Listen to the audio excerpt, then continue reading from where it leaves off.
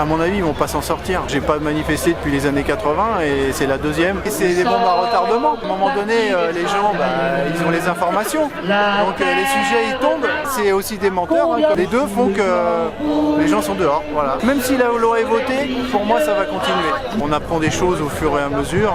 Les 1200 €, les trimestres supplémentaires avec la loi Touraine qui est accélérée. Menteurs. Amateurs, oui c'est ça, il n'y a aucune négociation avec les syndicats, de réelle négociation, c'est pas des méthodes. Ils ont un calendrier, ils vont respecter ce calendrier-là sans regarder ce qui se passe dans la rue, c'est inacceptable, c'est vraiment inacceptable.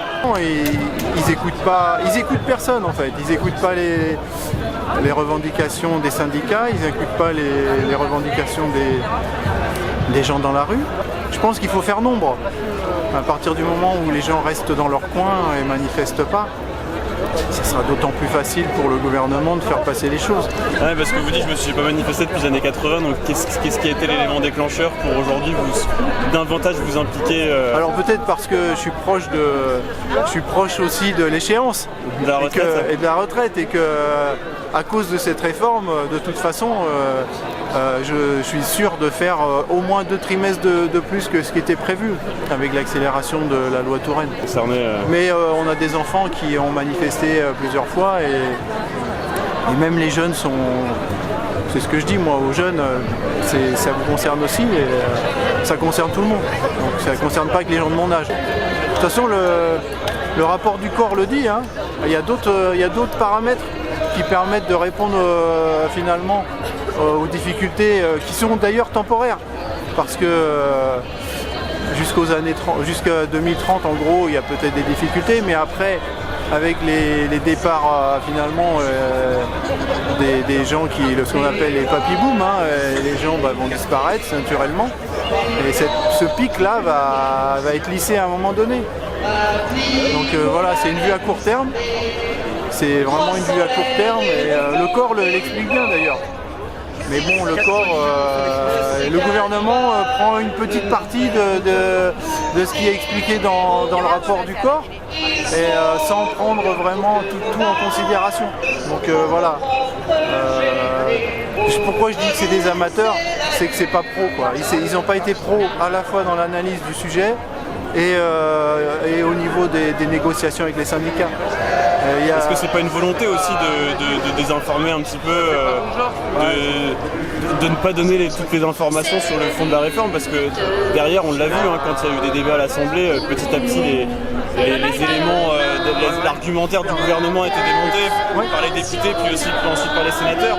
Est-ce que c'est pas une volonté aussi de ne pas vouloir admettre sur la table tous ces sujets un peu épineux?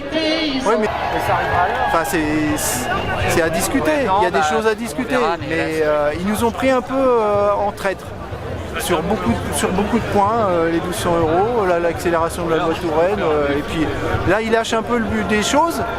Et finalement, on va s'apercevoir qu'une loi qui était pour finalement faire des économies, n'en fera pas tant que ça. Donc ça sera plus pénalisant pour la vie des gens, pour leur vie au global, que vraiment le gain qui était escompté. L'introduction, le fait que le Sénat ait voté l'introduction de la capitalisation, comment vous le voyez ça?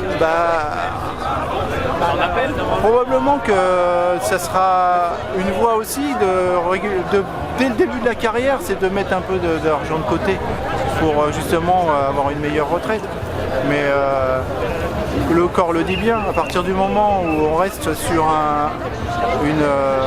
si on consacre 14 ou 13% du PIB aux retraites et que ce chiffre-là ne bouge pas, il n'y a pas de difficulté particulière. Donc ça dépend de quelle société on veut. Est-ce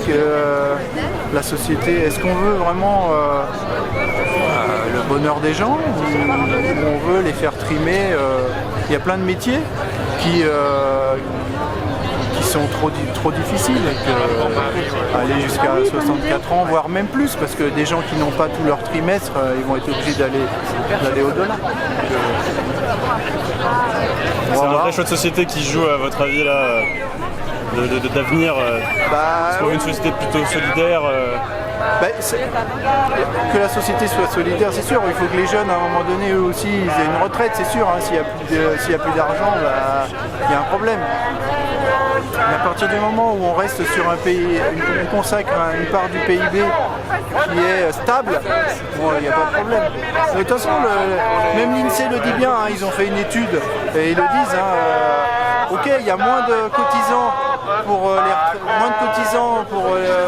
qu'avant pour un retraité, mais la productivité a été multipliée par 5. Donc à partir du moment où il y a plus de moyens, on arrive à maintenir, à stabiliser le budget consacré aux retraites. Voilà, mais ça on l'entend pas, et moi je reproche beaucoup aux politiques en général, hein, pas qu'au gouvernement, de ne pas traiter ces sujets. En tout cas, on n'a pas les informations. Ils ne communiquent pas assez, et je répète, hein, les syndicats ont des idées aussi. Hein, donc il faudrait les écouter un peu plus. Merci beaucoup, monsieur. Bonne mobilisation. Merci.